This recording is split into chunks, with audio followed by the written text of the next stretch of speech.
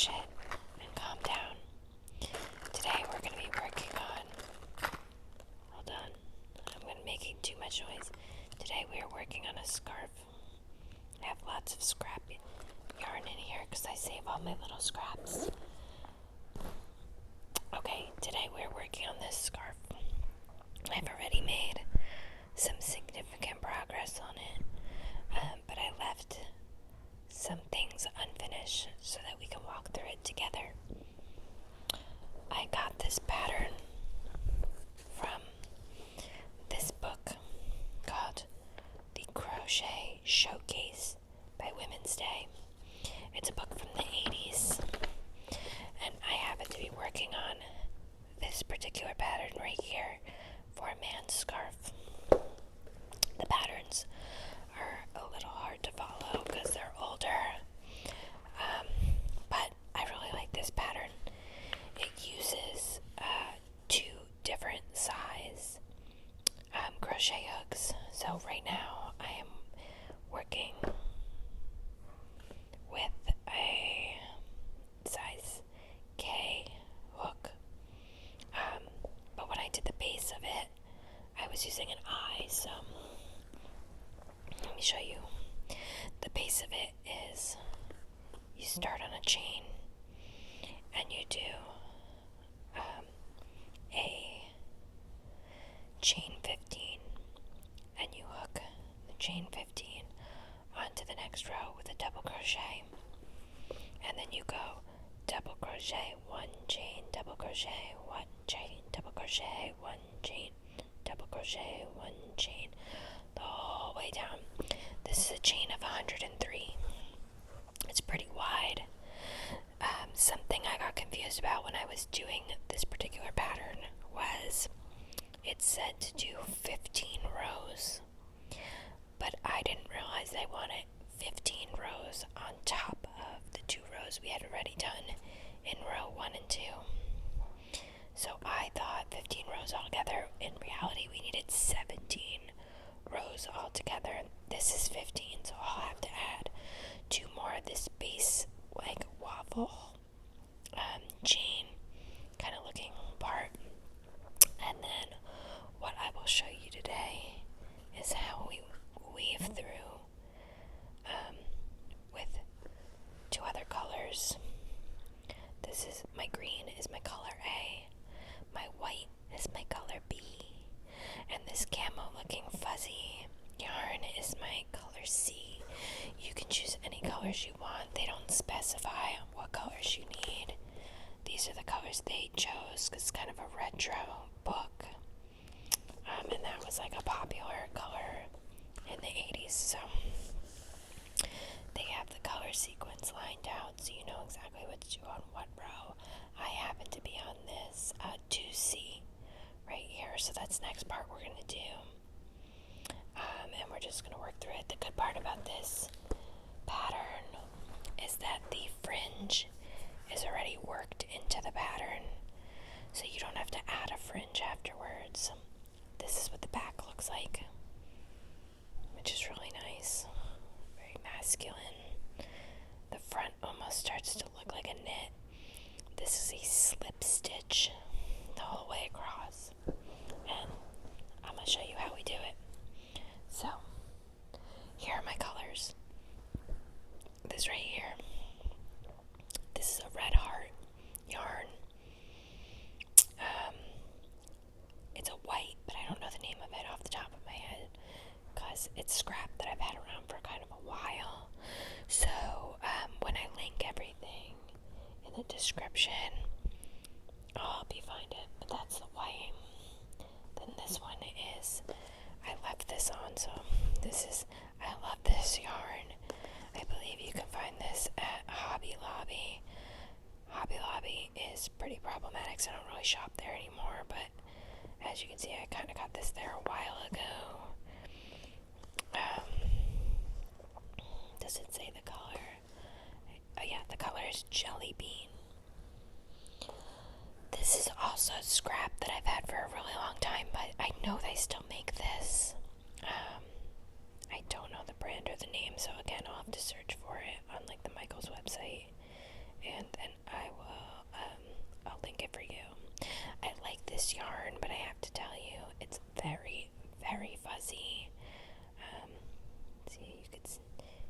kind of tell it's hard to focus in, but you can kind of tell it's very fuzzy. Like, I just clipped this end and look how frayed it is already in comparison. It's so frayed. So I don't like to use this yarn for everything. When you're doing rows on top of one another with this particular yarn, it's very hard to see your stitches. So if you're new to crochet or you have trouble seeing your stitches to begin with, I do not recommend this. But since I'm just using it for a stripe and it's getting woven in to certain parts, it's not terrible to use to do that. I'm going to show you how I do it.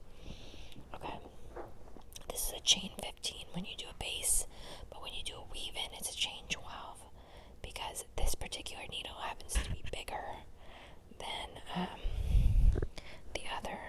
So here's how I always start a chain. If you're new around here, this is how I always like to start a chain. I don't know if it's the right way or the wrong way, but it's the way I do it. I get it very tight like that. I do a one chain and pull it into a knot. So I don't like this giant fray.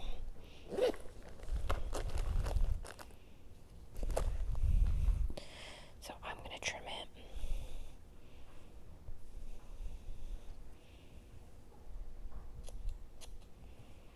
My scissors become dull when I watched a video that you can cut foil and make it not as dull, sharper, but I don't think that it necessarily worked very well. Okay, so unfortunately I might need a new scissors soon. Here we go. We are going to do a 12 chain. 1, 2, 3, 4, 5, 6, 7, 8, 9, 10, 11, 12. So again, if you're new around here, I like a really tight stitch. You know, everybody's different, but that's just how I like to do it. So this is the row that we're going into, and I'm going to slip stitch onto it, and then we're going to go under this double crochet, pull it through, and pull it through, so a nice slip stitch, and we're going to do that the whole way across, loosely, per the instruction. See, if you saw what just happened there, it kind of got stuck. That's because this yarn does get tangled a lot, which is why I don't like to use it, because even if you make a mistake and you try to frog it, it gets stuck. So another thing is I have to have some of this pulled out, because if it's too taut, it doesn't work good. So here we go. In and through. In and through. I'm doing this slow for you, but once you start to get the hang of it, it can go very quickly. See, and it's making just a nice little weaved row. I really like this pattern, and I didn't think I was going to. I had to read it like a few times to get it right. The wording and the punctuation is not great, but I like a challenge, which is why I picked it. I get bored of things that I know how to do so easily, so I like to challenge myself. This particular scarf I did truly just for fun, and I think I'm going to give it to my neighbor, because he's been having kind of a rough year, and I think he just needs something to lift him up a little. So maybe a gift from a complete stranger might be the trick. See, as you can see, it goes pretty quick. I'm going to have to add 2 more rows up here to finish all the weave stitched rows, but in the meantime, I'll get as far as I can before I gotta add those on. this pattern book on thrift books. I don't know any other place you can buy it other than like a used like bookstore. So I will definitely find a link for it. So if you're looking for it, you'll have something to find it. But also, if you are just looking for this scarf and not some of the other pretty cool patterns, you could always email me. I have my email in the description, and I will send it to you.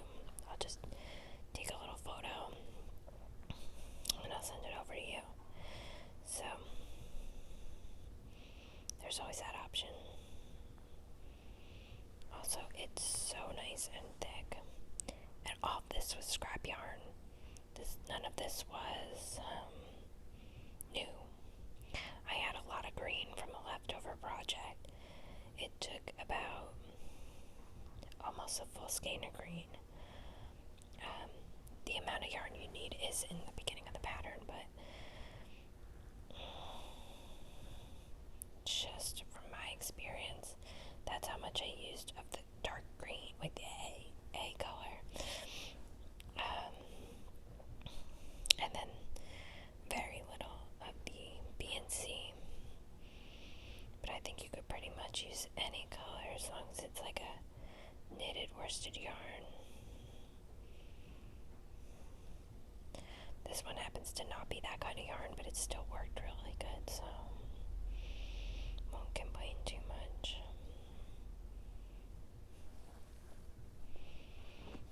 But just pulling out some of this yarn from the cake to make it easier. See, and once you get the hang of it, and you just get, pulled some of it out.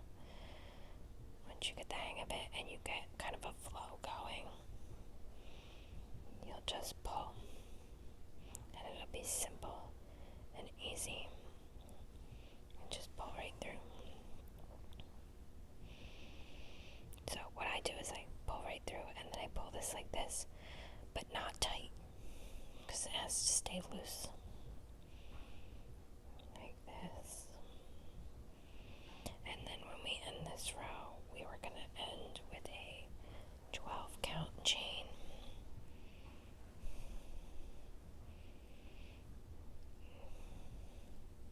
This is the first time I've ever done a weave-in slip stitch like this.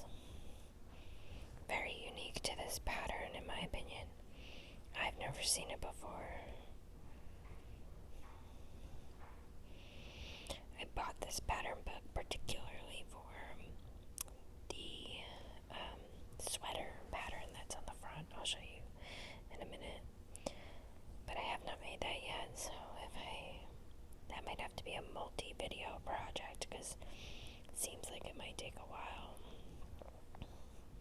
And I'm going to need to buy a lot of yarn, because I don't want it to be scrap. I want it to be actual nice sweater.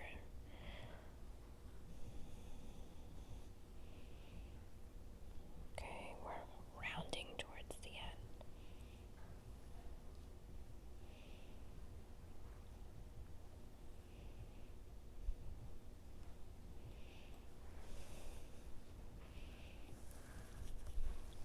Okay, let's see here.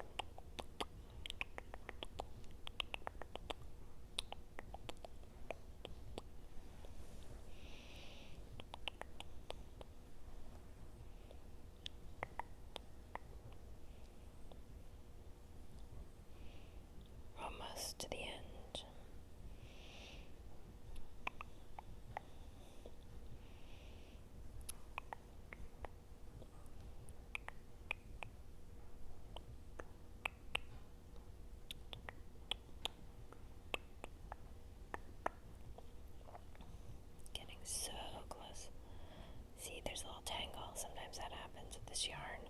So I don't like to use it for a lot of things. Like, I initially tried to make a blanket with it, and that was a terrible idea. I couldn't see any of my stitches when I needed to rip things out. It was getting all tangly.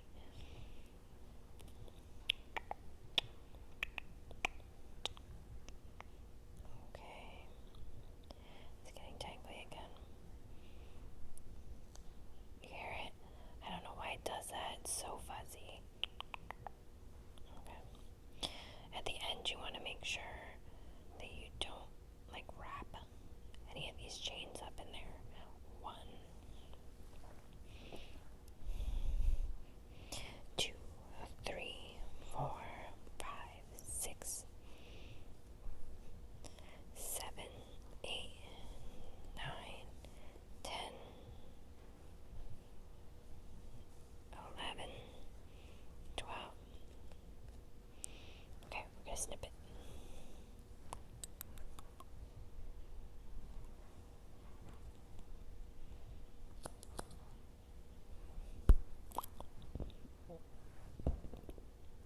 Pull it really tight. And then I like to snip it fairly close. And then I keep these little scraps because I'm going to make a little hexagon puff with it. Make a blanket out of it eventually. Okay, so let's just reflect. Zoom in here. I love it. So I'm going to do a second stripe. I'm going to do a second stripe right here of this camo color. And this half is going to follow the exact same pattern as this half. So it'll be camo stripe, white stripe. No, I'm sorry. It'll be camo stripe, green stripe, white stripe, green stripe. So center, and then these sides will look the same. So I love that. So this is the sweater I was talking about earlier. I'm probably going to try that sometime. If I do decide to do it, I will make it a multi-part video. But there's also like a full wedding dress in here, hats, different blankets, pillows and slippers. There's a few cool blankets in here. Not just that one, but there's also some great tank tops, which look pretty cool. Some sweaters, purse. There's a lot of great patterns in here. I want to try this one. I like that one too. So, that's it. As always, like this video and subscribe to my channel. If you think that one of your friends might like this channel, please share. And we will see you here again next week on Friday. As always, have a great week.